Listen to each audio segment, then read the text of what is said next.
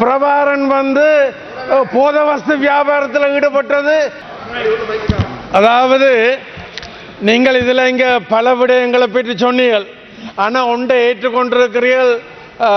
முன்னாள் ஜனாதிபதி மஹிந்த ராஜபக்ச அவருடைய காலத்தில் வடக்கின் வசந்தம் கிழக்கின் உதயம் என்று சொல்லி எங்களுடைய இன்றைய நிதியமைச்சர் முன்னுக்கு வந்து பல விடயங்களை செய்து என்று சொல்றீர்கள்.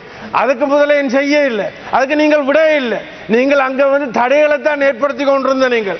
உங்களுக்கு தெரியுமோ தெரியாது, பிரபாரன் வந்து போதவஸ்து வியாபாரத்தில் ஈடுபட்டது உங்களுக்கு தெரியாமல் இருக்கலாம், எல்லாம் மறைக்கலாம்.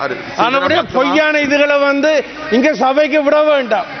என்னுடைய நேரத்தை கௌரவ தலைமை தாங்கும் உறுப்பினர்களே, தயவு செய்து என்னுடைய நேரத்தில் என்ன பேச விடுங்கள். நான் அரசாங்கத்துக்கு வக்காலத்து வாங்குற கையாள் அல்ல அரசாங்கத்துக்கு நின்று நான் என்னுடைய பதவிகளுக்காகவோ அல்ல அரசாங்கத்திடமிருந்து கால் கழுவி பிழைப்பதற்காகவோ நான் வரவில்லை.